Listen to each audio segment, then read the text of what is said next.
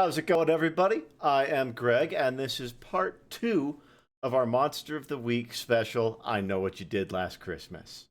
Hope everyone had a great week, and I'm going to hand it over to Donnie to get things started for us.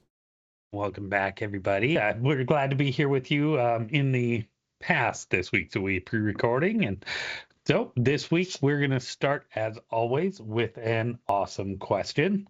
And keeping it on theme, we're going to go with, when did your character stop believing in Santa? Who wants to jump on that grenade first for us tonight? Because I'm not prepared for it. Go, Mike. We never let Mike go All first. right. Let's see. So I think Ed probably would have been 9 or 10. And it's probably because he did the math, trying to figure out houses and presents and physics and all of that, and probably presented a report to his parents about, what's going on, and was then terrified that there was this big conspiracy that everyone seemed to be in on. And I think that might have started him down his paranoia path. I love that so much. That's amazing. All right. Any volunteers for next? I think my character Joe also probably stopped believing at a very young age. Probably because she was required to spend a lot of Christmases starting super young doing like good work for the family name. So like going off for like donation drives and stuff. And that's when she figured out, like, why isn't Santa giving like the homeless children presents? Yeah. So sweet. Okay. Annan never had Santa. There was never Santa in her house. Absolutely not. Her parents are trash, and they would have never, ever bothered with any of that. So it was just make believe, just another decoration you see on the street, and that would be it for her. Marlboro Man was more of a Christmas staple. Yeah. 5-year-old Anna got a carton of cigs. Magical. Magical year. Because then she could sell them. And then she got herself like a chocolate bar. It was the best Christmas ever. Right? Mm-hmm. Yes. Yeah. Probably. But, no, we still need to know Donnie. Yeah. You still have to answer this one. Emil is a very similar background, I think, without the similar outcome. Instead of rebelling, he became the, alpha jock kind of idiot he is. And, but yeah, it was probably like same thing. He heard his family, his mom and dad arguing, like back when he was like 5 around Christmas, and said something about like, how you fail to even get any Santa presents or something. And like they're yelling it across the house, not even thinking about him. And that's how he learned there was no Santa, very tragically. That's fair. That's sad. You probably want to know if I still believe in Santa. We know you still believe in Santa. I I work with Santa, so I can confirm. It's fair. Yeah. Fair. The Krampus also believes in St. Nicholas because he works alongside him. Huh? And I think that's where we're going to dive into tonight's episode.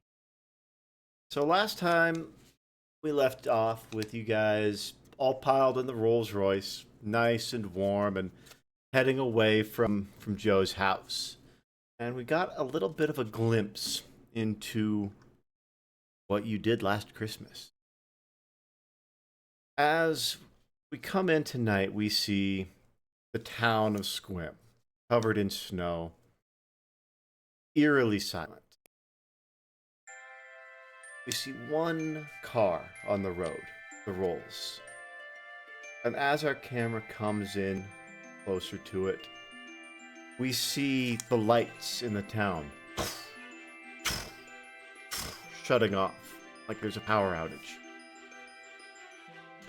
As the camera comes in closer to the car, we see Annan behind the wheel. It is snowing heavy. You're driving, and it's hard to see. It's eerily familiar to your dream.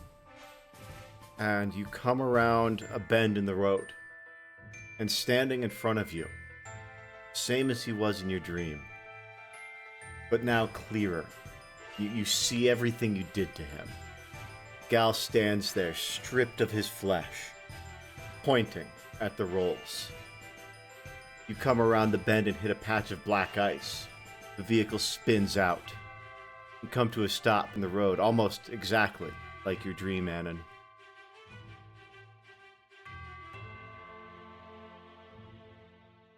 Your car is stopped.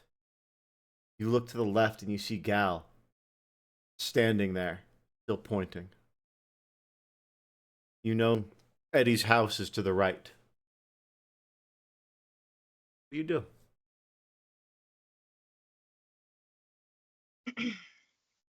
Who is next to me? Because this is like a limo, so it's divided. Yeah, so there are people in the back who wouldn't even be kind of like in the same space as me. I've never been in the front, so I'm pretty sure Joe would have no inclination to get in the front. So she's 100% still being chauffeured around. Yeah, I assume I'm Which probably is, up of front. course, where Yeah. Emil would be. Figured Eddie. Eddie, tell me you see that. Tell me you fucking see that right now, Eddie. Do I see it? You do, Eddie. You see it. It is Gal. He's got tatters of that black jumpsuit on, and you can see flesh hanging, muscles ripped and torn. And he just stands there pointing. I see it.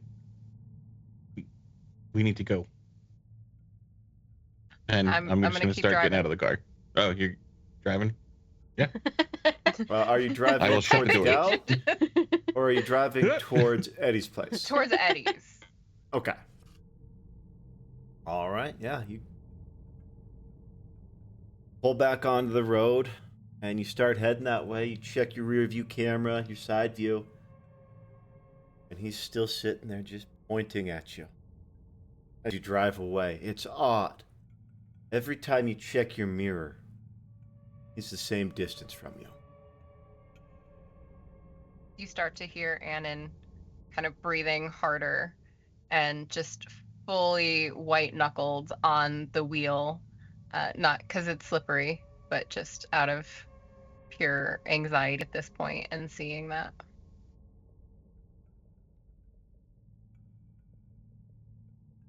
You're able to make it to Eddie's house, and it's dark. Even the street lights are out. And still, every time you check your rear view, Gal is just about 100 yards back from you. And Eddie guides you to his home.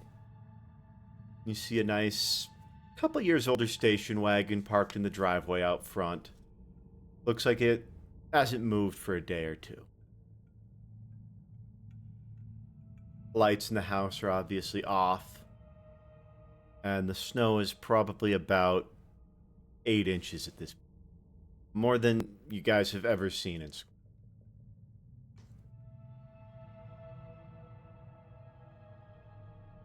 You can see that in the backyard of this nice mid-century craftsman home, there is a detached garage.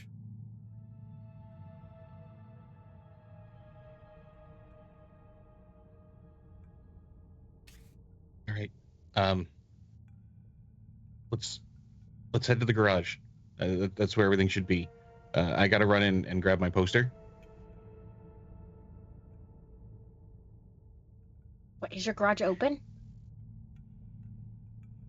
Yeah. Come on. And then I'll start leading them over to the garage.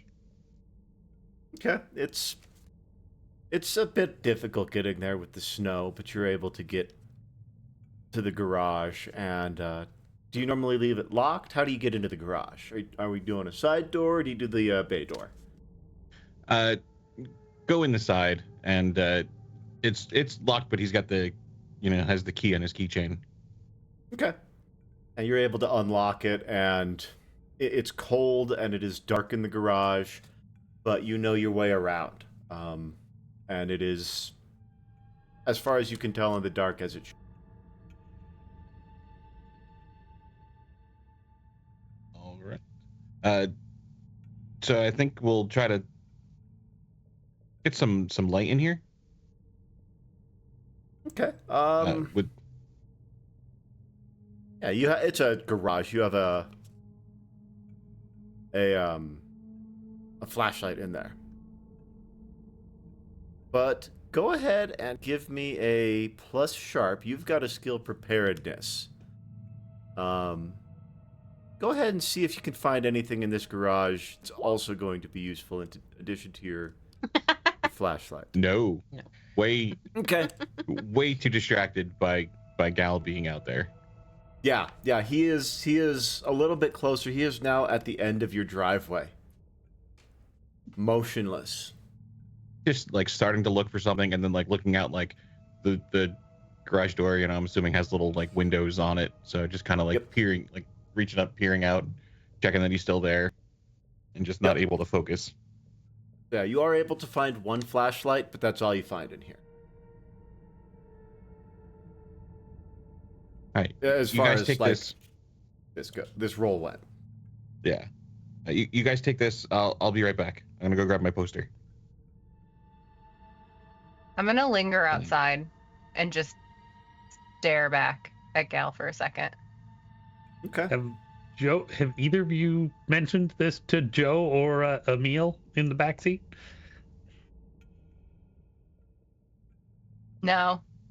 Yeah. No, You'll- mean, at this point, Anna is just very much like in her own head about it and really hasn't spoken, is just really like staring at Gale, kind of shocked and freaked out. Yeah, I just keep looking out the window. Joe, is she all right? Like, she's just been staring out there for like 3 straight minutes. Like, I don't know. She's probably on something. Did you want one of these? And she's gonna hand us the one that was Xanax. giving out drugs. The one And- who's oh, yeah, without a literally doubt, on takes something. one himself. Oh, nice of you to offer. Thank you. I appreciate it.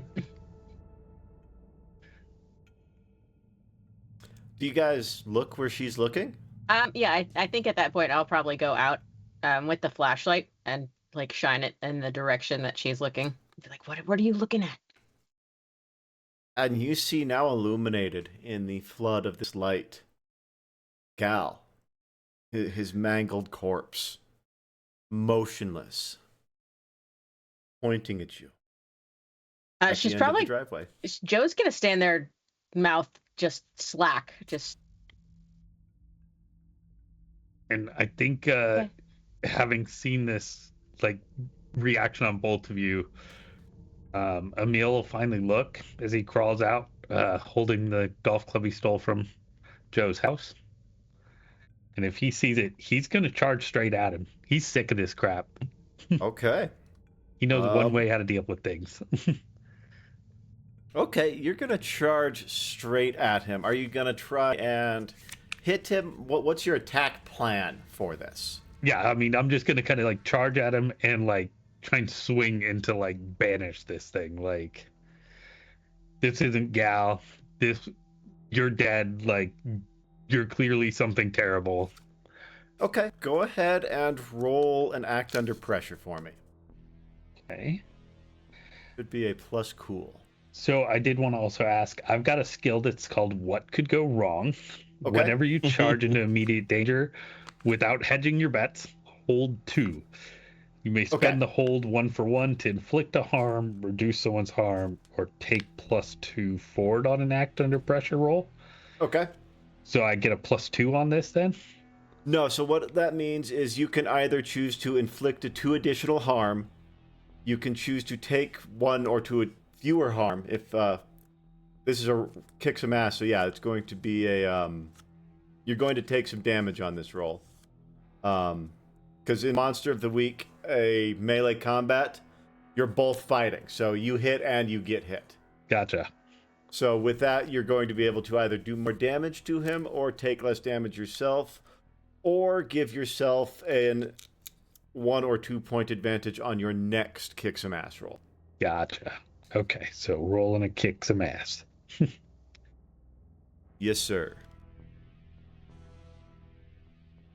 8, mixed success.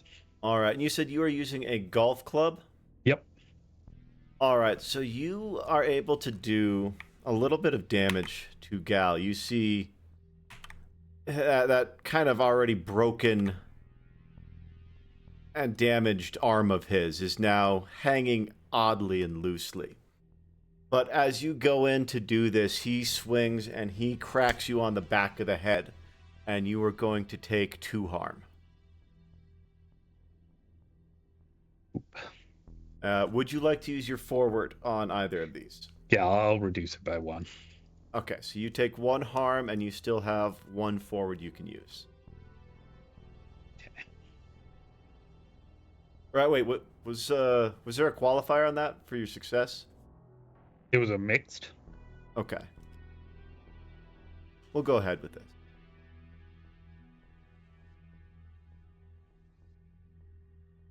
Are you going to hold the other one or use it for increased harm? Yeah, I guess I'll add 1 damage to him. Okay.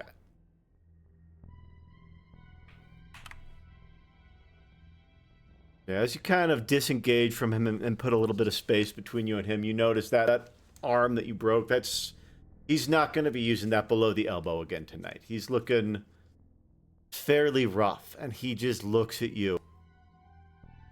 Emil. And with his other arm, he just points. Guilty. Owe me. You owe me, Emil. And Emil is just kind of screaming back at him. It was an accident. Not our fault. You're fucking dead, Gal. And as you say that, you see your dream in your head. You feel that incapacity that you felt in your nightmare.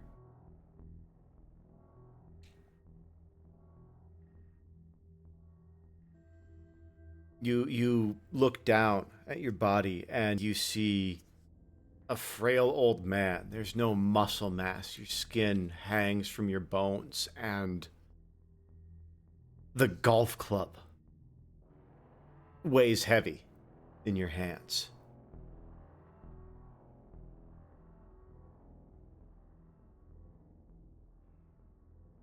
You don't even deserve that, he says. What are the rest of you doing as Emil is tangling with this? I have probably grabbed Annan, and I'm just holding her arm, and Joe is scared. She kind of wants to run away. She also doesn't want anything to happen to Emil, but she's like frozen a little bit. I will kind of put my hand over your arm and squeeze it as you grab on, and then get in the garage. Just go. Eddie's coming. Get in the garage. And I'm going to go down the drive, and I'm going to get in between the two of them and look towards Emil and just kind of shove your shoulder back. He's clearly suffered enough. This is clearly insane. Let's just get out. Let's just get away from him. Just get away from him. Yeah, and I'll try and run away with. Okay, yeah. As you get closer, Anon, he looks at you. I trusted you. We were gonna get out together. You did this to me.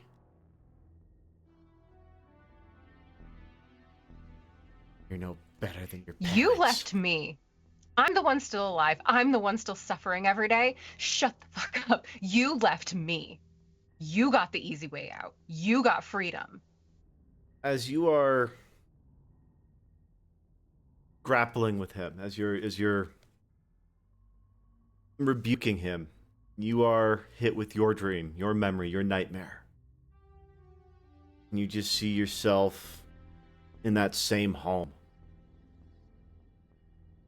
But older and beaten down.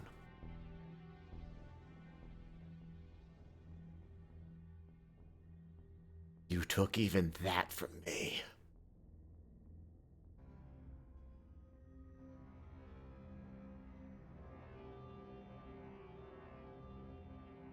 I will never live that life. You can kill me right here and right now. I will never live that life. And you got out easy. You have freedom. You're not stuck here. He is going to take a swing on you. You going to try and avoid this? Are you going to try and fight back? What's your move? I will do neither. I'm just going to stare directly in his eyes still, and try to be as stoic as possible and straight as possible and stand on the ground. Give me an act under pressure.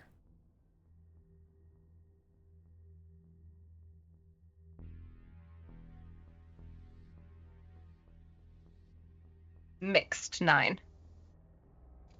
He comes down with his good hand and he stops just centimeters from striking you.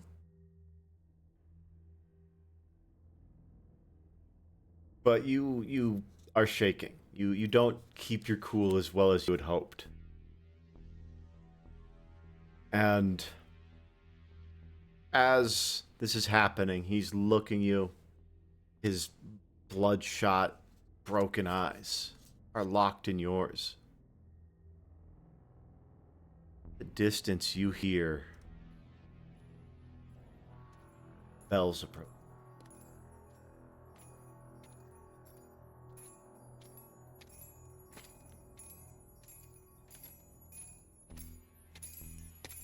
I don't know that it would register. I think I'm mad now. I'm mad. You're accusing me of doing this thing to you, and I'm the one that was left feeling abandoned and hurt and guilty, thinking that it should have been me. Just gonna stand there. Fuck off. How closely do you focus on that last emotion?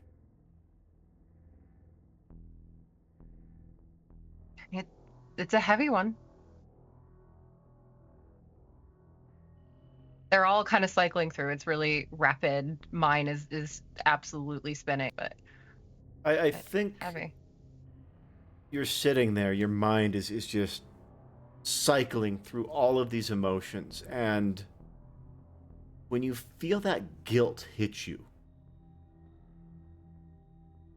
Gal pulls his fist back and just stands.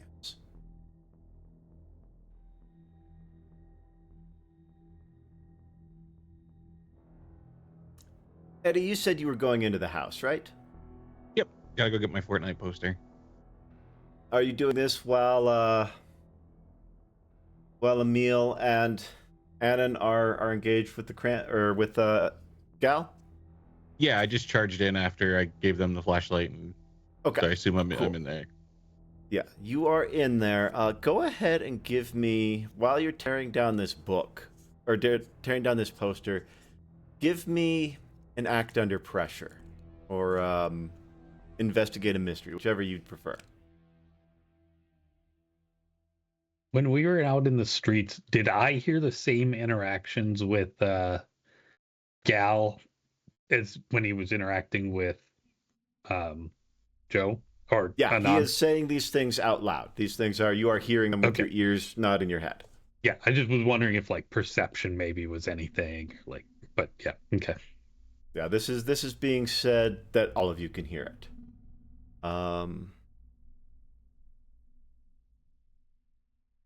What'd you get for the... Oh, okay, cool. You got That's an an 11 11. on investigate a mystery. As you're up here, you're pulling down this Fortnite poster. You've got this diagram for a cold iron weapon. You're pulling that down, and you remember that one of the books you were reading a few days ago had something else about the Krampus in it. And that was, there were reports in some of the more fringe circles that you circulate in that somebody might have appeased one by either taking responsibility for their guilt or something along those lines. It's kind of, it's been translated 3 or 4 times, so it's a little difficult to really understand, but something about either accountability or taking responsibility for your guilt.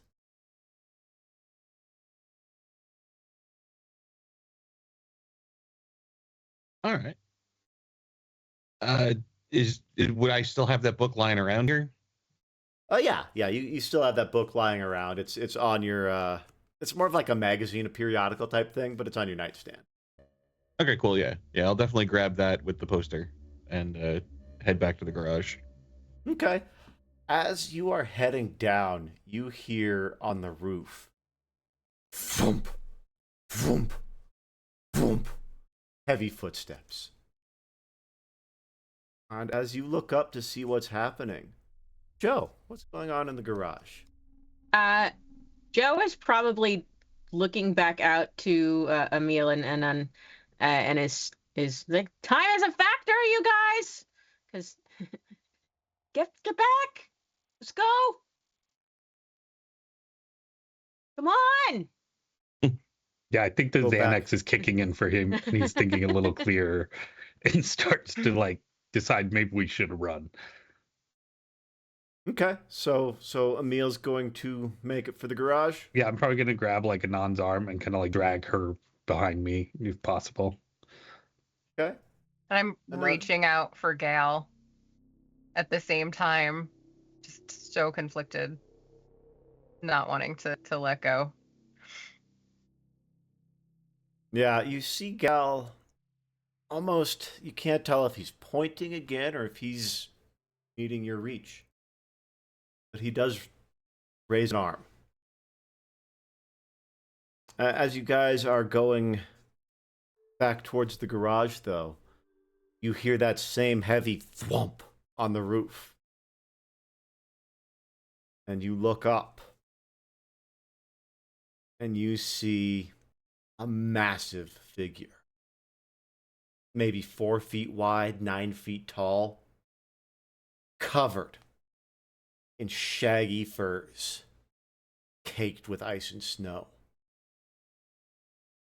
And as it stands and turns to look at you, you see horns curling up and bright red eyes staring straight at you.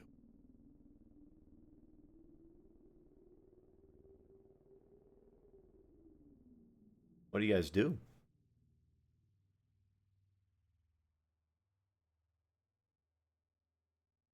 Pee I myself do a not little. want to shut this door, but I will. I am now clutching Emil, like, no, no, no, no, no, no, no, no, no, no. And you can hear the as she just clink, like digging fingernails into your arm now, as she also turns to run into the garage. Are we running for the garage or do we turn? Is it because the car was not in the garage, right? The car's in like the driveway, right? Yeah. Do we run? The Rolls is parked in the street outside. There is a station wagon in the driveway, and then there's no vehicle in the garage. The Rolls is still running in the street because it was hot wired. That's right. You guys did not shut that off, so that is still running in the street. Like, I kind of feel like Emil is gonna turn and run for the car. Like, Okay. I think Emil is reading this as like that big 9-foot dude is coming in the house. If we're in there, we need to get away, and the only way we're gonna get away is if we're in the car. Okay, so Emil makes for the car, holding on to Anun's arm. Yeah, assuming Anon is going willingly or not. Right. But That was my next question. Either way Is she's Yeah. going. Anon, you've got Gal right in front of you, Still Annan. reaching Okay. out. You've Oh. got Joe in the garage to one side of you, and you've got Emil pulling you towards the safety of the still running Rolls Royce. I'm gonna You do. pull back. Eddie is coming. Eddie knows what to do. We have to trust Eddie. I know he knows what's happening, and he's got this. Like, we just he's coming. And I'm gonna pull towards the garage. Okay. I'm going to let her go, and I'm still going to go for the rolls. Okay. Okay. Cool. I'm starting to see why Emil is still single. Anon, you make it to the garage. I imagine you kind of run in there and crash into Joe as she was holding the door ready to close it. And you look up at the creature on the roof. And it's not looking at you. Back where it's looking, and it is looking straight at Emil. And you look where Gal is. And he's taken his hand back, and he has turned, and he is now walking towards Emil as well.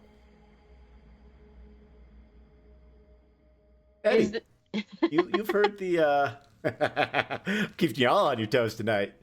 You heard the this thing land, take a few steps, and then stop.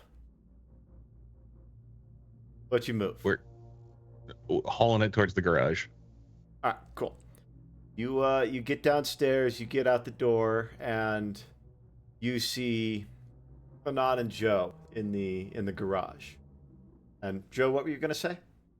Is there anything in the garage that we could maybe some kind of distraction? Clearly, we are not ready to fight anything, but maybe we could distract it enough to at least get Emil back. He's already got a head wound. Roll a plus weird. Does she get a bonus because it's a workshop? Yeah, you can get a +1 to this roll.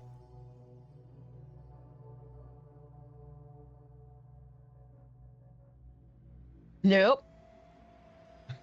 That is still a failure with the +1. Mm-hmm. So you're looking around, and this garage is...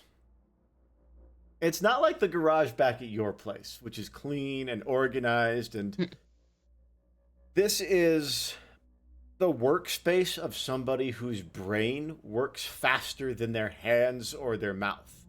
It is scattered. It is cluttered. It is... You don't understand what half of the things in here are, at best. And so you're not able to find anything in here that you could make a distraction out of. Other than, like, throwing some stuff out there. Hey! Hey! She'll probably start doing that. Wrenches, Okay. folding chairs. Yeah. Now, Eddie, you see Joe starting to just empty your garage as you are and she's shouting as you are running towards this. Dodging wrenches. Hey, hey. not that one. Ah. When And he's that one's out gonna there, charge into the garage. You can dodge a wrench. you can dodge a ball. Yeah.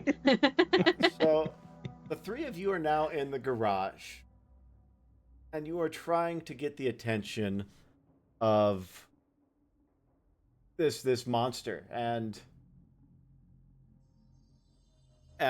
of Ernie, or not Ernie, Gal, and you're trying to get their attention. Emil, you hear all this shouting behind you. You're running for the rolls. Do you look over your shoulder? Do you dive for the car? What do you do? No, I double down. I'm like sprinting to make the car to jump in the driver's seat. Okay. You get there, and you're able to get into the driver's seat. And you reach down to put it in drive, I'd imagine. And you look over. And sitting in the seat next to you is Gal. And he is going to start to make a swing at you. Are you going to try and fight back? Are you going to try and get out? What's your move?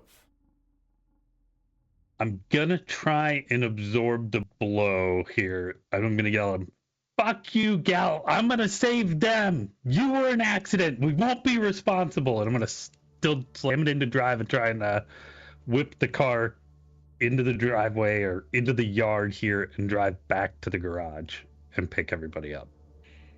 What's Emil feeling right now? I think he kind of views it as like his.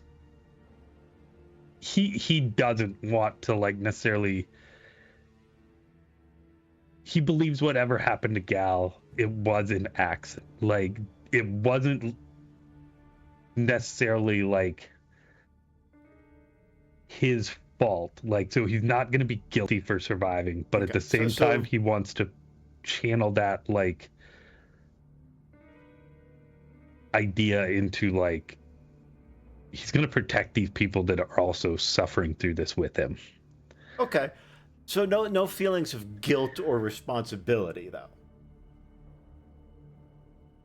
No, I think he views Gal as some kind of fucked up abomination who's like preying on him. Like, okay. In that case, I'm going to need you to roll to kick some ass because he is going to finish swinging on you. I love it. Donnie, the player, sees what's going on, but Emil would not. Emil doesn't see shit. All right, so you are sitting there and you are trying to fend him off, and he is able to pop get you a couple of times, and you're going to take 2 more harm.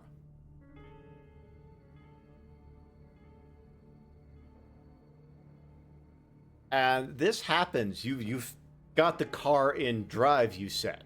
Oh yeah. You are fighting as you are driving. I'll give you a couple of options. Spend 2 luck, and you can stop the car in the middle of the street. Don't spend any luck, and it's up to me what happens. Spend 1, and we'll roll it. Oh, I'm a gambler at heart. All right, cool. So 1 to 3, it goes to me. 4, 5, 6, it goes to you. Spend 1 luck, and let's roll it. All right. 1d6, you said? Yes, sir.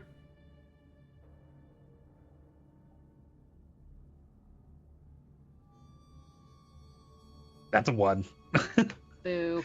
Where are we going? So, you're sitting there, and Gal is wailing on you, and out of fear, anxiety, not really having ever been in a fight in the driver's seat of a car, your foot just hammers down on the accelerator as you're trying to get some leverage, and you go straight into the curb. And it's one of those big, like 8-inch deep, square cut curbs, and you just boom. You feel the tire kind of. The rim is cracked, is what's happened. You have cracked the rim on one of the front passenger tire on this thing, and it now has a flat and a broken rim up there. Daddy's gonna be so mad. It is official. I'm not allowed to drive in any of our campaigns, apparently. No, never. I have one job, guys. I have one.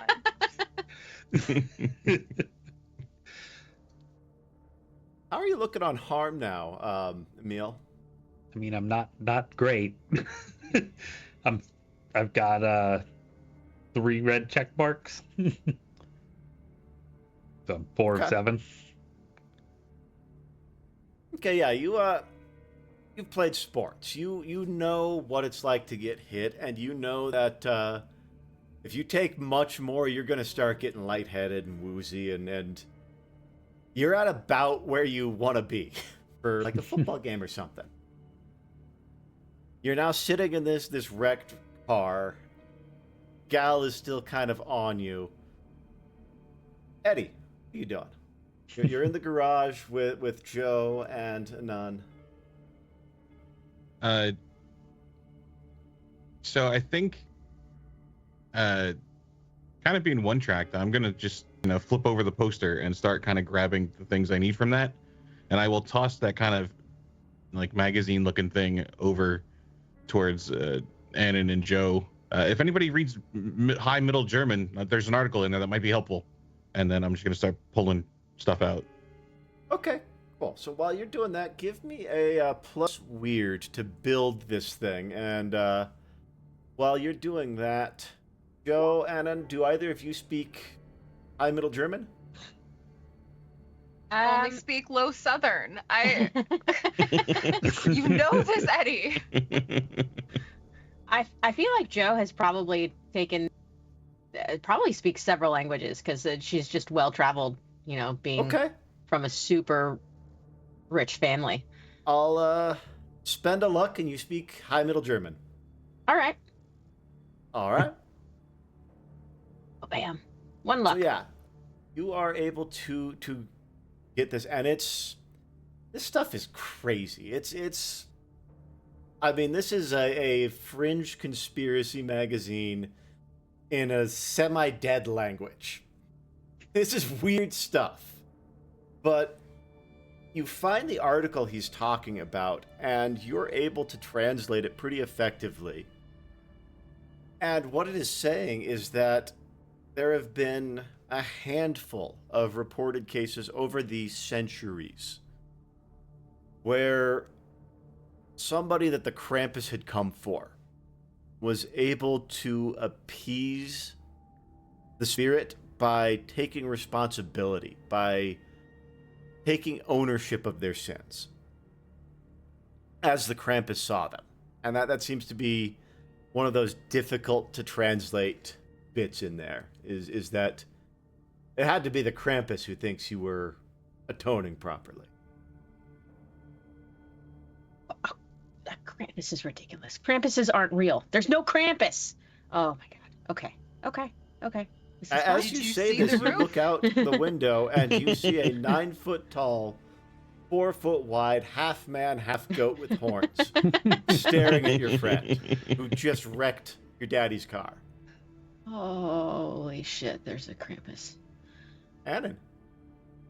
You've got Eddie throwing together stuff. You've got Joe reading to either side of you. What are you doing? Joe, just help Eddie. Just get him whatever he needs. Do whatever he needs. Just help Eddie. All right. Okay. And I run out of the door, down the driveway, and I'm going to get to the car and Emil and check. Is Gal still in the passenger seat?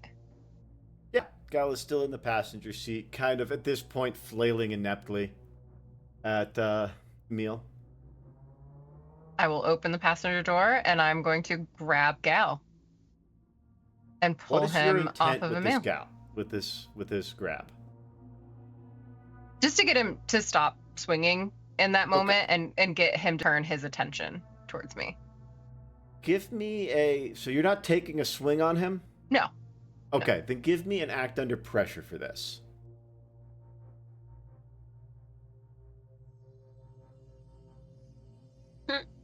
Failure.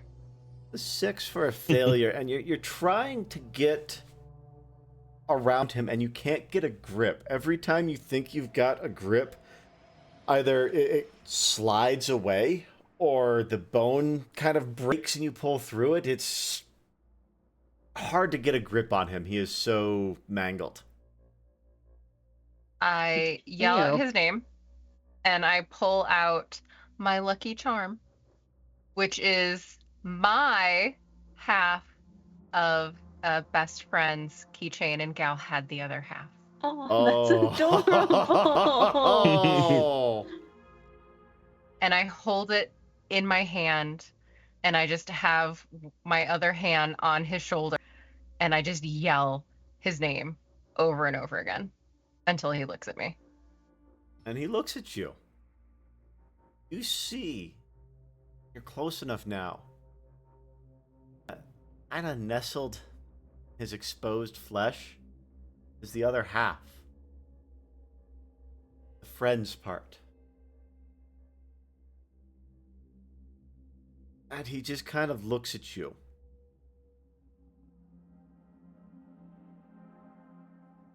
tears just start rolling down my face. And I'm still just saying his name, but it kind of just gets quieter. And I'm just holding on tighter and tighter into his shoulder. You This is feel enough. the back of your head. You feel those bright red eyes drilling. Okay, this is enough. This is enough.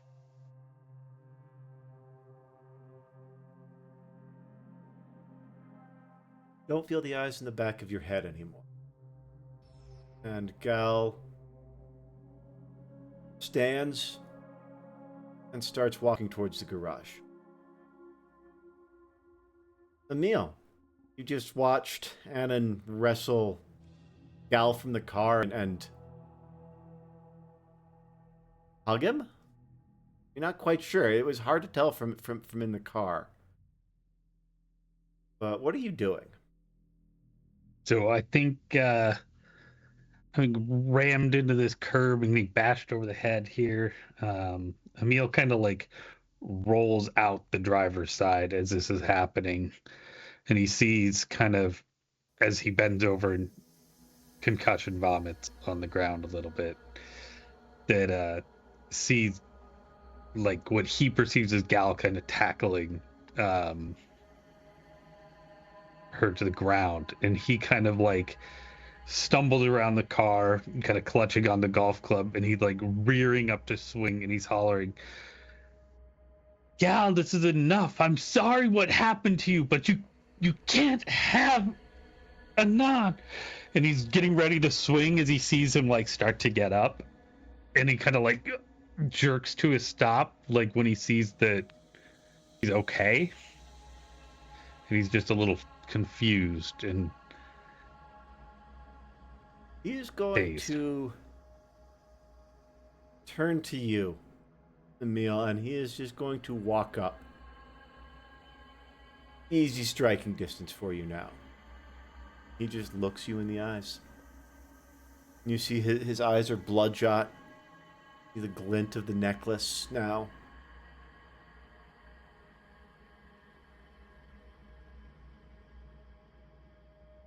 You can smell the beer on his breath. Beer you shared with him the night he died.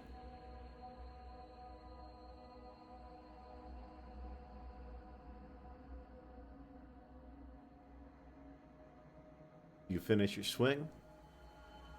No, I think because I saw him getting up, like that's kind of the moment I stop. And as he stands up and he starts walking to me, I the golf club kind of drops onto my shoulder, and Emil kind of slumps a little bit. He's like, "We were your friends, Gal. I don't know what you are, but Gal would never want to do this to us."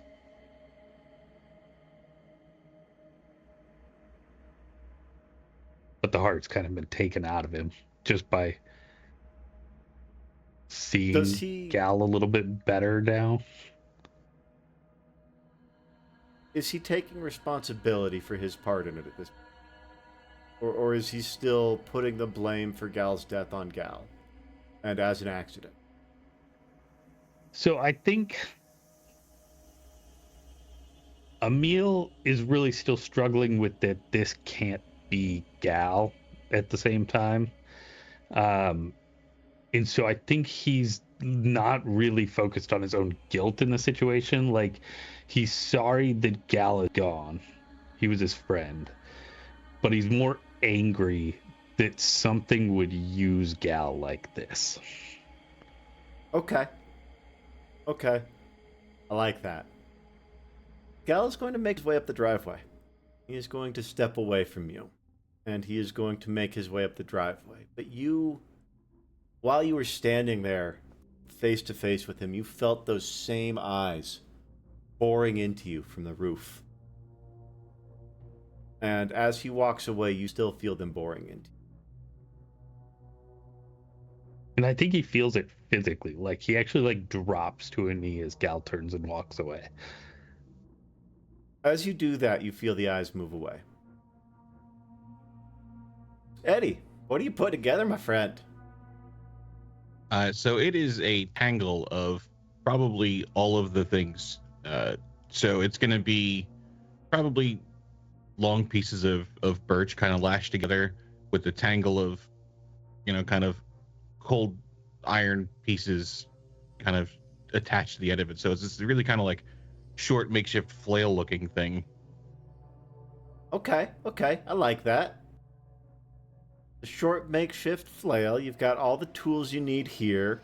This is the sort of stuff you're used to doing. I'm not going to make you roll for that. This feels so up Eddie's alley. I don't think that one needs a roll. So what you have now is a 3-harm cold iron flail. Cool. What are Anon and Joe doing? I'm sorry, Joe is, what is Joe doing at this point? Joe's probably watching all that go down with Annan and Emil. And she probably sees Gal making his way up the driveway. She has now shut and locked the garage door. And she's yelling, like, hurry up. What are you even making? Just go over there, grab that. And it says on my sheet I have a cold iron sword as well. So could that be in the garage if I spend some luck? Yeah. You could spend a couple of luck. To have a cold iron sword in the garage, spend 2 luck. All right, we'll do it. All right, yeah. So you are able to find a cold iron sword in the garage then.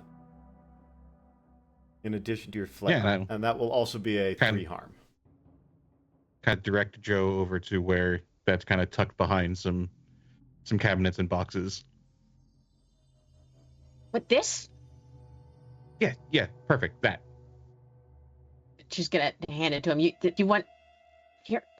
You hold on to that, and then I'll kind of finish up with the little flail-looking strange device and be like, these things should be able to keep it back, at least hurt it a little, maybe. Joe, as you But they go should to help keep us safe. hand Eddie the sword, you find yourself hesitant to let go of it. It feels, you don't know, right? Okay. The Wonder Woman theme starts playing. Or Buffy. Hair blowing in the wind in the closed garage. Oh yeah, there is definitely a breeze. Your hair billows a bit. And for Joe, just perpetually, all of the time. That's true. I mean, she's got a guy for that normally. He's got a little Yeah, fan he's over in there. the fan. Giles' other duty, fanning you. For sure. All right. You guys are in the garage. You've got your weapons made. Al is coming towards you. The Krampus is now staring at the garage. And Anon and Emil, you are shaken. You feel emotionally exhausted, I imagine. You're both on your knees in the snow. What are you two doing now? So, like, I'm still going towards Gal. Okay. yeah, so firstly, before I offer this and ask this, what happens if you use up all your luck? Then you have no luck. Okay, just making sure that it's not like, hey, you ran out of luck Die. and the Krampus pops up behind you and kills you dead. Like, Yeah, no, if you run out of luck entirely, I can use hard moves against you a lot more freely. You don't have to set up a soft move for me. I could do something like that. I'm not going to. But yeah, if you spend all of your luck, and this is even more intense for some classes like the Chosen. If you spend all of your luck as the Chosen, your entire mechanics go out the window. Uh-oh. okay, Oh, wow. So can I have up to 2 luck to offer for this. Okay. But when I crashed, can the hood ornament on the Rolls Royce have come off? And by some chance, Joe's dad maybe replaced a stolen Rolls Royce headlamp with a hood ornament with a cold iron Rolls Royce hood ornament fabrication.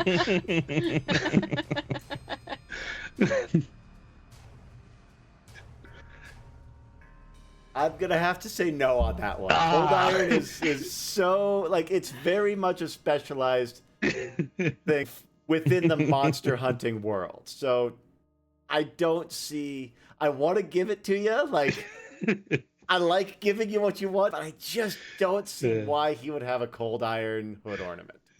Because of fate, sir. Emil wouldn't know the difference. Yeah, I'm not saying that Emil knows it's cold iron. That's true. Okay. How about this? I grab it because it's loose, and I will spend luck to have you roll and determine, and you don't have to tell us. Okay. Perfect. Perfect. I have a theory.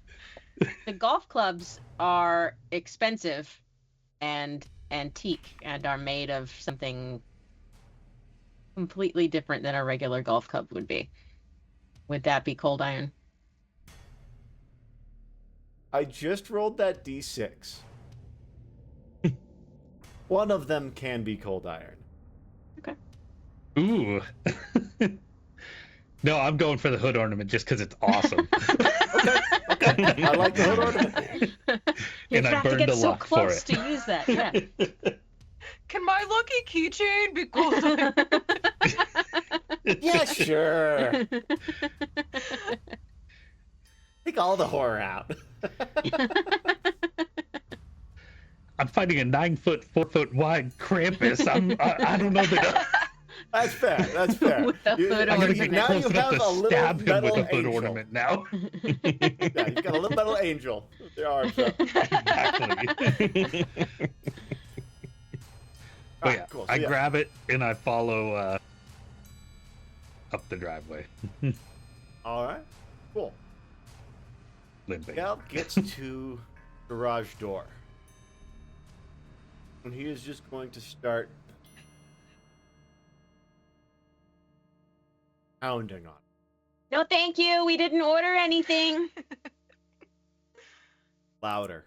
Harder now the pounding comes. Boom. Boom. Boom. I said, no, thank you. Crack. A fist comes through the... Eddie? Yeah, I think I'm just gonna. You're not Gal. I don't know what you are, but get back. And I'm gonna wield my little flail thing. All right.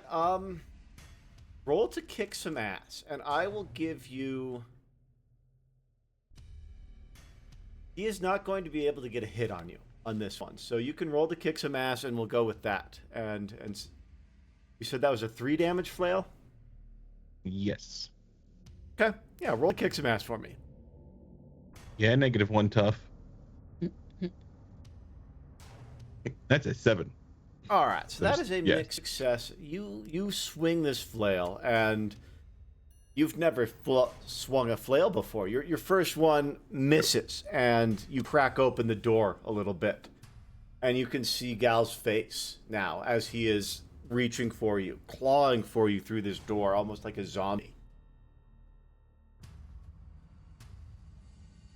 And you take another swing, and you see these iron lumps you've attached to the end of this chain cave in his skull and drops to his knees and then slumps against the garage door. Did you do it? That wasn't Gal. That wasn't Gal.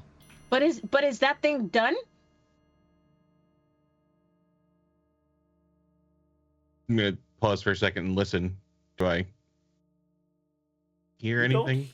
hear anything, but you feel like somebody is staring into your soul. What did this look like from the outside of the garage? As you guys are approaching the garage, you see Gal banging on it, slamming on it, breaking through. And then you see splinters blowing out from the inside. And then you see this flail come through, and you see like a watermelon getting crushed. Gal's skull just implode. And you see him with the flail chain still coming out of his skull, drop to his knees, and slump into the garage door. I run and scream towards Gal. I just watched Definitely my best wasn't friend Gal. die again. Oh no. In her mind, like that was Gal, and she just runs and falls over him and is just sobbing. I'm sorry. I'm so sorry. I never want it to happen. I need you. I miss you. I'm so sorry. I'm so sorry.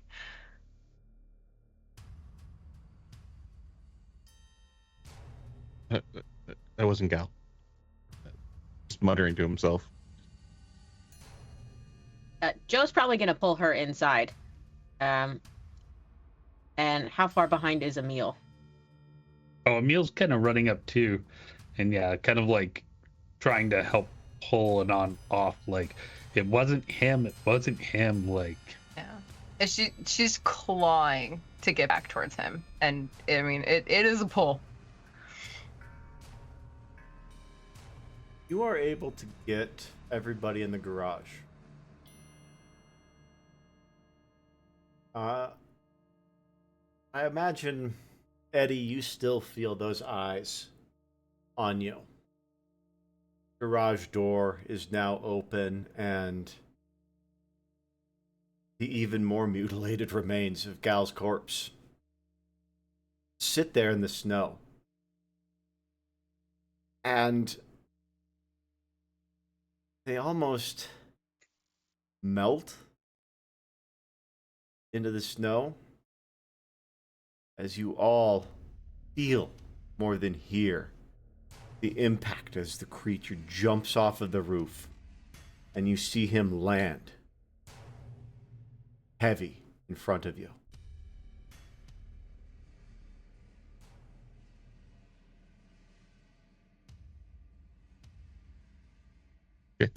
Joe's going to tighten her grip on the weapon. Okay? Probably stand up a little taller.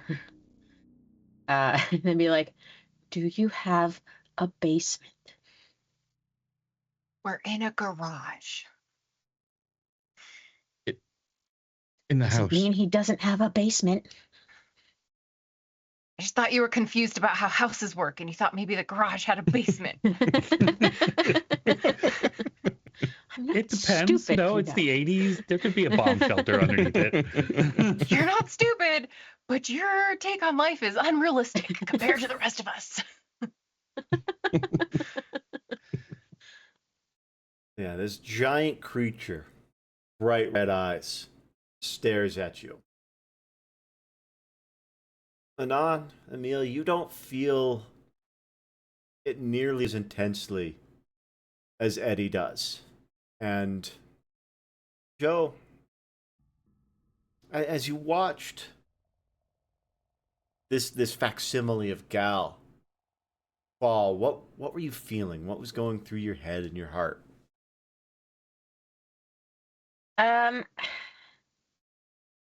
Mostly she's terrified, I think. She's super confused. I don't think she feels guilt over Gal's death at all. Okay. She feels sadness over his death, but she does not feel like she was in any way responsible. We all decided to do this stupid thing together. There were consequences for our actions, and Gal took a fall, and that sucks. But life continues, you know. So Okay. there's sadness, but there's no guilt. Okay. And Eddie, what's going through your head, your heart, as all of this is happening? I think it was immediate self-preservation to swing at Gal, but it was a little bit concerned that he actually killed him until he started to melt away. And now I think there's relief that he didn't kill Gal. because it wasn't him. But he was feeling responsible for it before that? To some extent, or no? I think to a little extent he might have, but kind of probably rationalized it away, being like there was no way to know, it was an accident kind of thing. But yeah, Okay. probably not feeling too much guilt for the original, just a terrible, terrible tragedy. Okay. Cool. You still feel those eyes kind of boring into you as this monster stands between you and your home. Can Emil kind of like push Joe and Anon, like as we kind of drag Anon into the garage? Like, I'm assuming I saw that they had wired the Rolls Royce. Like, quick, get the car running. It's our only chance. And I'll kind of like push them to like get into the station wagon that's in there. And Well, get the station that wagon running. is in the driveway, not in the garage. Ah, fuck. Never mind then. Get back outside. You get that car running. Quick, go out for us. Quick first. Never mind. But yeah, he's gonna at least kind of like dragging them in, and in the that Anon was kind of like tore up, and Joe's like busy with that. Kind of like he'll kind of try and push them back and like step forward towards the front of the garage, at least putting himself between them and Krampus. Okay, so you've got your little hood ornament up, and you're standing in the door there. Yeah. Okay, what are the rest of you guys doing? Joe's probably gonna look at Eddie and be like, "Do we have to fight this thing? Is that our only option?" I mean, it said if we feel guilt, but it was an accident. I don't know what there's to I be don't guilty feel about. guilt. I don't feel guilt. And I'm gonna hold up the flail a bit and kind of take a step towards it while staying in the garage, but just kind of closer a little bit, trying to like brandish it to see if it kind of reacts to, maybe it backs away. Yeah. So you're standing kind of side by side in the door with Emil. Yeah. It stands still, staring at you.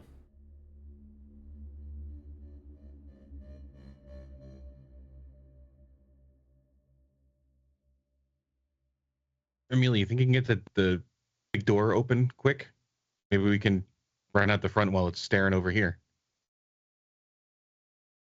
Emil will make a dive for it, kind of. He switches to his side, so he kind of like quickly lunges over and tries to yank up from the bottom as hard as he can. Okay.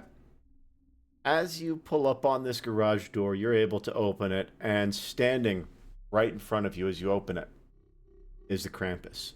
I try and stab him. Okay, roll a kick some ass for me. I've been waiting for the opportunity for you to get to kill me with Santa. You were using the hood ornament, right? What was that? You're using this hood ornament? Uh-huh. Okay, cool. No, A 10. he did it. All right, cool. So that gives you 1 forward. You didn't heed recklessly, and you were trying to escape, so you don't get that additional 2. So you've got 1 forward. You can either do an additional damage to him, or you can shield yourself from 1. No, definitely more damage. All right, cool. And you had that little hood ornament. I think that was the cold iron piece. And it's small, so I'm going to call it 2 harm. Okay.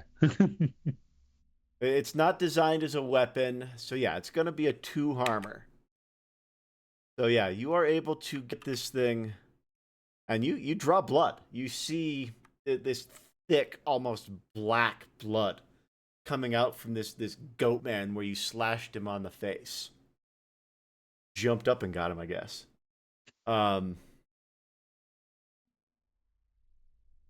And he kind of stares down and looks at you.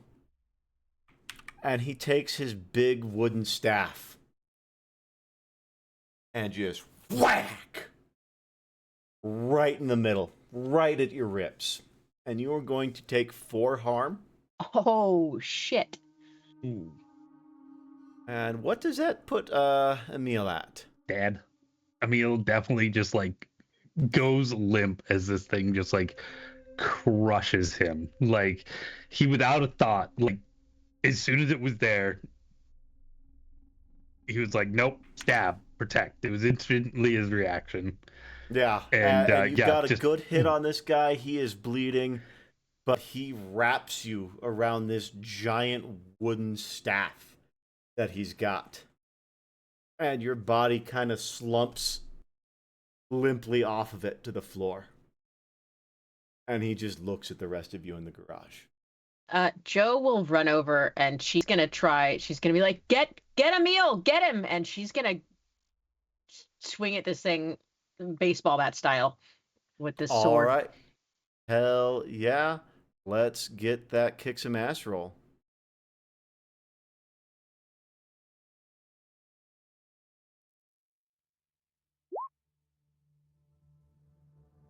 Nine mixed success.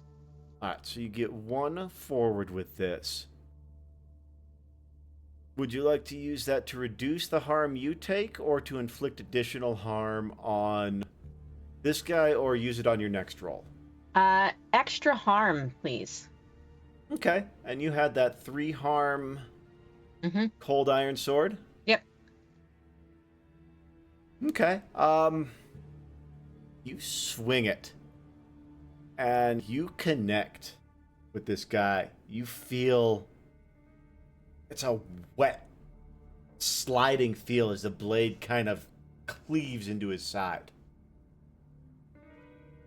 And he looks at you. And he picks up his staff and he swings it at you. And you are also going to take 4 harm. Oof.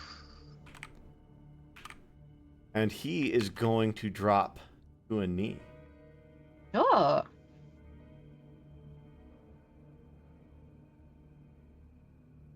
Yeah, I think I'm gonna rush over and take a swing as she gets hit too. All right, go ahead and give me that kick some ass.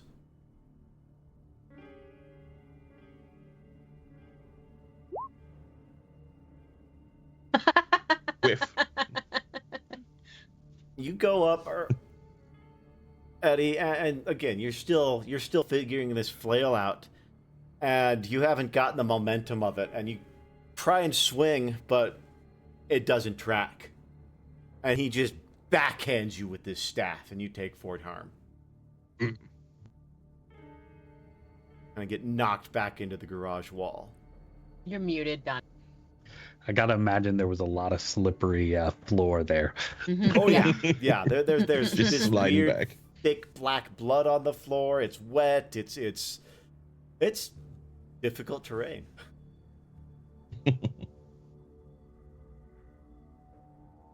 Annan, you're watching your friends get hammered by this creature. You're watching them throw themselves at it. What do you do? I think that there's this switch that flips, and she looks at this being, and she looks over at what kind of remains of Gal, and in her mind, this was this creature. Like, Gal didn't die from a simple accident. Like, that's not what happened. It was this creature last year that caused this. It was this whole thing put in motion by this demonic beast. And so it's this instant rage that takes a hold. And I'm going to grab for the first thing, hacksaw, axe, whatever it is that's right there in a garage. And I am going to walk towards it. I think when Emil got smacked, the hood ornament flew from his hand. And you now have a cold iron hood ornament sitting at your feet. You can grab as you walk towards his. I don't think I'd pick it up. Oh, okay. I would look at it and be like, it's a fucking hood ornament. That's and I fair. wouldn't think twice about it. I That's would fair. go for what feels like a weapon, like an axe. Okay. Okay. Yeah, there's a hammer on the bench. Great. I pick up the hammer and just staring straight into its eyes, I'm gonna walk up to it. Okay. It doesn't do anything. It's sitting there holding its side. You did this. You took him. He didn't deserve that.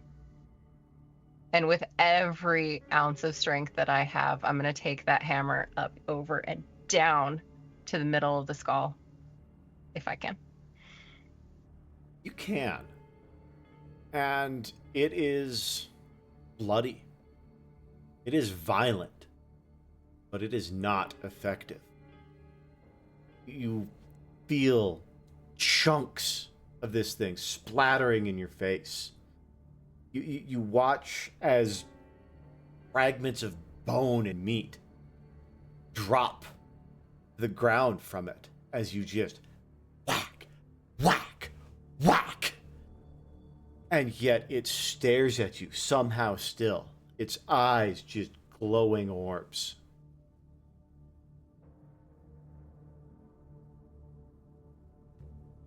Yeah, I just keep going. It's blind rage. I've dissociated at this point.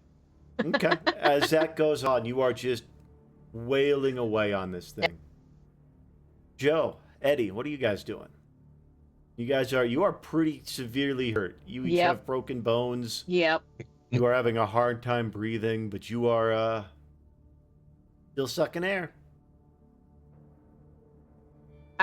Seeing Annan go ham on this thing, I'm gonna keep wailing away. Yeah.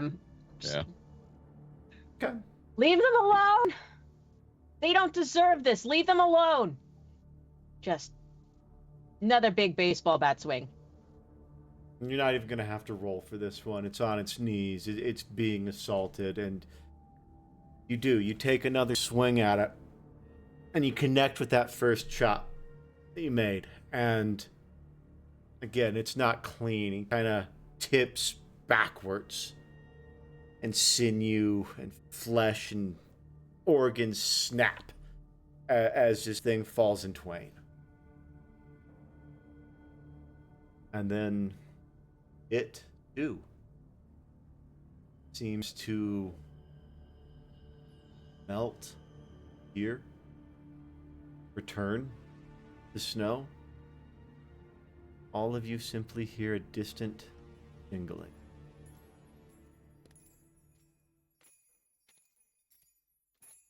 Eddie, where'd it go? Wait.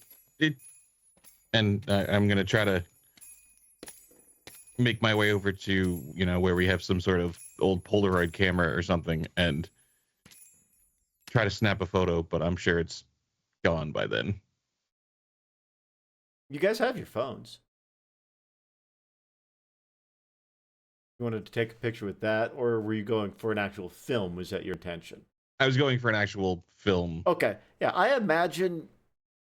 You know what? That's a little. Roll that plus weird for me. Let's see if you've got a loaded Polaroid in the garage. Who else in their minds thought we were playing in the 80s?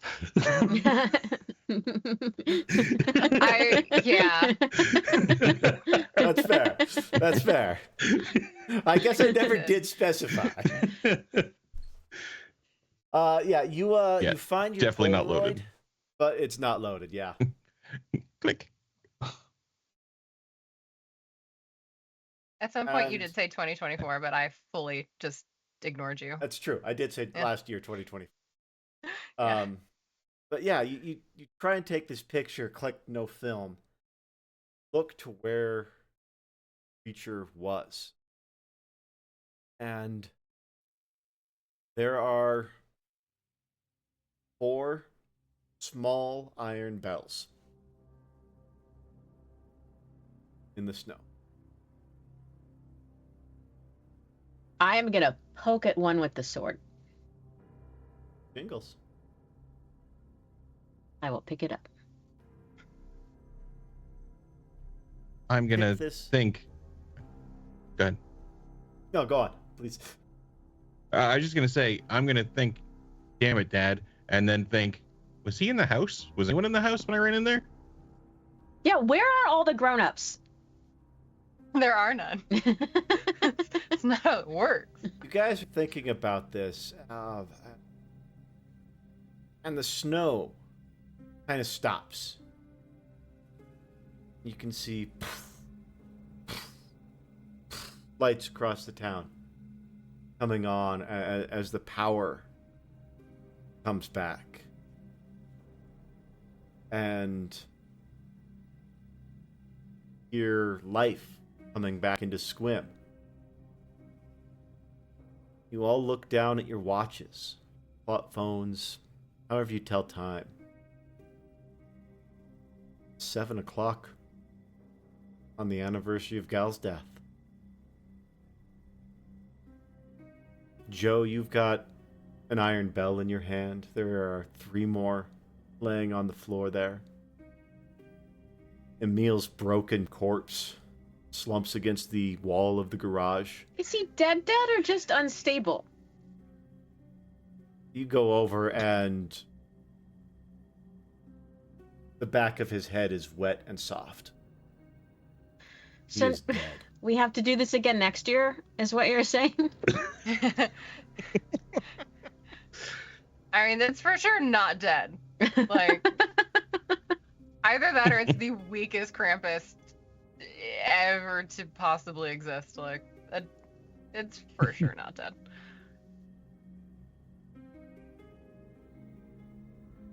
What do you guys do? Oh my god, call 911. Joe, call 911. Yeah, she'll call 911. She's already called 911 for her poor servants. Are they alive? What's gonna happen with them? For sure not. Good question. Are they unfrozen now? Yeah, that's it. 911 again. Let's go. 911, what's your emergency? And she'll give the what is the address actually, Eddie? I'll relay the address. Yeah. Our friend was beaten. Beaten? Could you provide more details? Are the assailants still in the area? Are you safe? I don't know. I think we're definitely not safe. He was so big. He was like 7 feet tall. Okay, please give me a description. Harry? Harry. Jacked. Like, definitely on steroids. Now, let me guess. He had bare feet, too? Have you seen him? He's Bigfoot. Nobody's seen him. Come on. It's you really calling in with a prank call? Okay, it's not a prank call, please. He's 7 foot tall, hairy, jacked. Please. It's not a prank call. Look, we need an ambulance. Okay, Technically, well, we need 3, but we definitely need 1. I will dispatch an ambulance and a squad car to your location. Thank you. Please stay put, stay safe from the big, hairy, jacked man. Is there any signs of life in Emil at all? No, nothing. No. He's not breathing. He got walloped.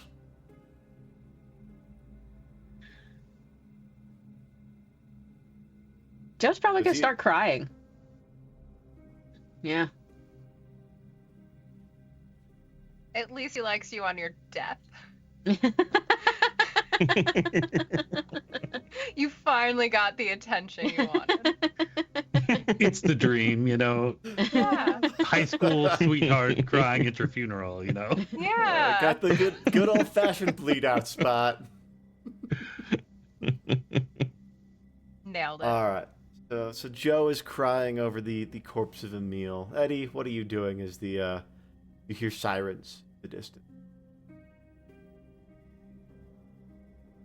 Oh, thank God. I'm gonna grab one of those bells and just kind of take a look at it, and I'll ring it and see if that if anything happens, if it does anything. You ring this bell, and you picture Gal on the night of his death. He smiles at you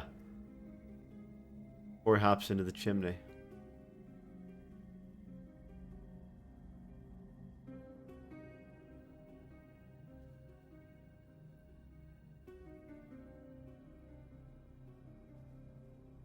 I think there's a moment of don't go in there, but it's just in his head. The memory ends.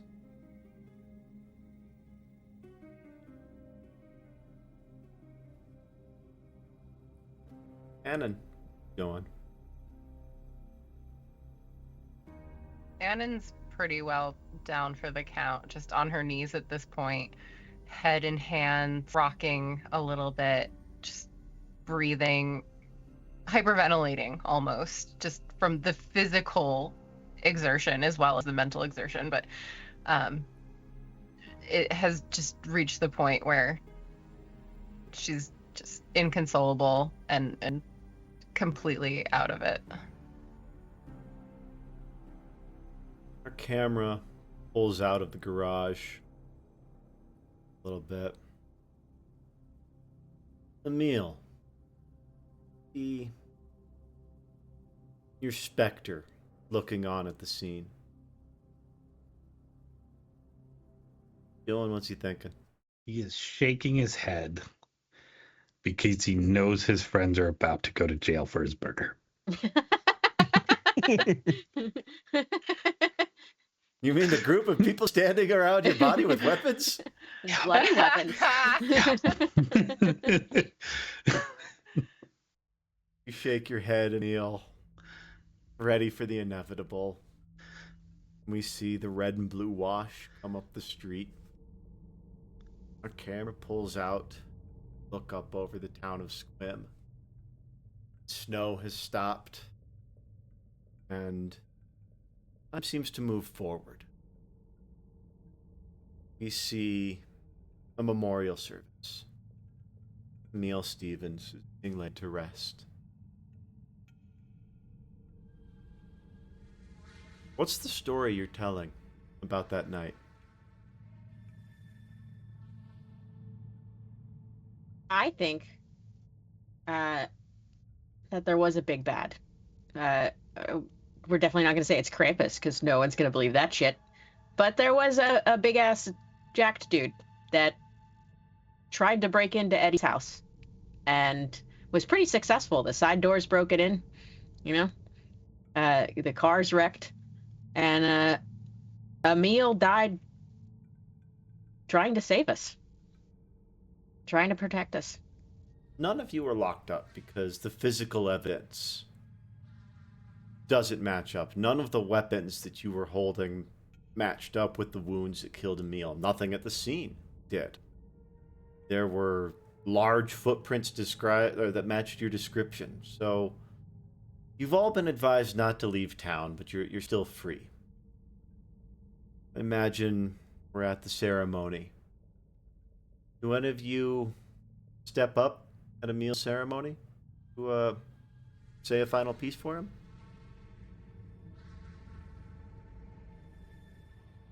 Joe does not. Joe's crying in the corner.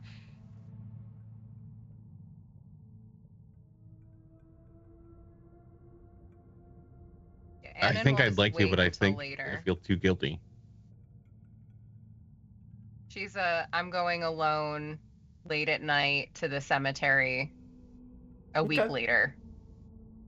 A week later, you see Annan alone by the light of a half moon. The still fresh grave of Emil.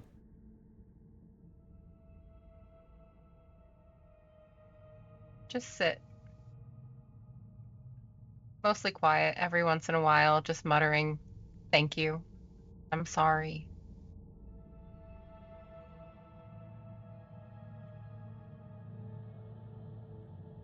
Eddie, what are you doing?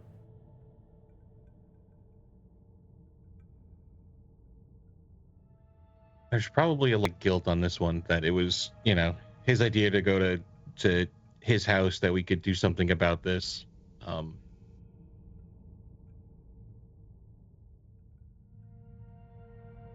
I think he's just racked with guilt. I don't even know if he knows what to do with all of that. I think he's just kind of stumbling through like the motions of everything he's doing. I see Eddie kind of hatching a bit from his life. Like you say, Yeah. going through the motions, but farther and farther removed from himself.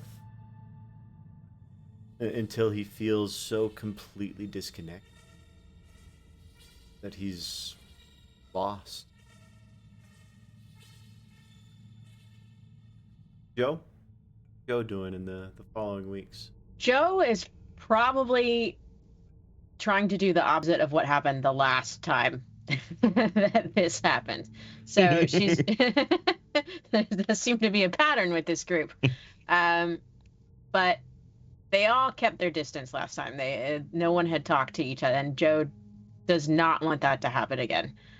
So she's trying to remain close to Anne and to Eddie, talking to them every day, calling them every day, texting every day, going over to their houses, inviting them to dinners, talking to them in the hallways of school. Yeah. Follow this pattern for a while. Does Eddie respond well to Joe's efforts to reach out? Does he kind of reconnect, or does he push that distance? I think it takes a while, but I think that he will start to kind of come back with that. I don't think he's ever had anyone try that hard to reach him.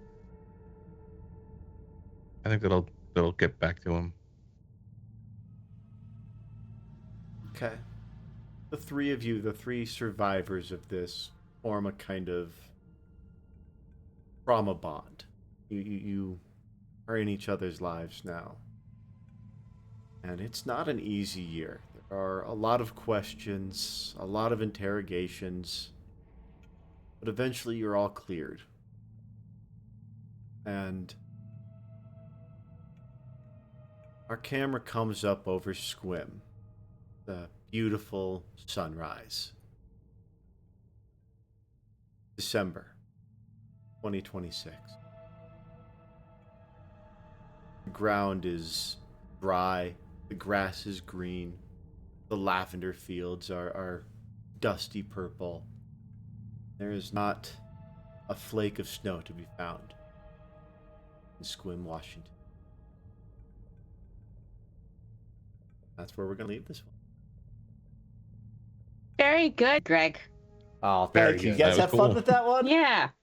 Awesome. I had a lot of fun running you guys through that one. I had no idea where it was going tonight, and I couldn't be happier. We killed Krampus. Can I ask a closing question? No, we didn't. Absolutely, please. So for everybody's character, how do you envision that we were like originally tied together? So in my brain, we definitely were on like third grade soccer grade team together. or something. Yeah. I've left that up to you guys, really, because I know that I really liked what Amy and Ray did with their characters' histories, with like the floorboard piece and stuff. Yeah. And so I like to let you guys figure out how you were connected before all of this. Well, and that's kind of what I'm saying. Like, is what did each of you picture as like our foundational, like here's how they met. Like, I kind of imagine it Yeah, we were like definitely little. us, like one person that knew another person that knew another person, and it kind of just like dragged it Mhm. in together. yeah. Makes sense. But I very much loved this, Greg. This was Awesome. a Well, really thank good you one. so That was much. cool. As always, I love running you guys through these stories. I never know where you're going to take them, and I'm always surprised with where you go. So thank you so much. Thank you guys for playing with me on this one. I had a lot of fun handing the reins for what happened over to you guys. That was really cool for me on this side of the screen to have to respond and build in what you guys did in the past. So that was a fun little experiment I did with this one that I really enjoyed, and I hope you guys liked it too. Thank you all for watching us out there in YouTube land, TV land. I don't know. Like, subscribe, all that stuff. It really does. It makes such a huge impact for each and every one of us. Not on a metric standard, but like we got one more. Like we get legitimately excited every single time. So Yeah. thank you everybody for hanging out and watching us. Thank you Evil Hat and Michael Sands for creating Monster of the Week. Thank you Sirenscape. Thank you Kevin McLeod and all the others I'm sure I'm missing. Thank you guys so much for hanging out with us. I hope you all have the best holiday out there, and we'll catch you next time. Merry Christmas, Happy Holidays, Bye. New Year, everything.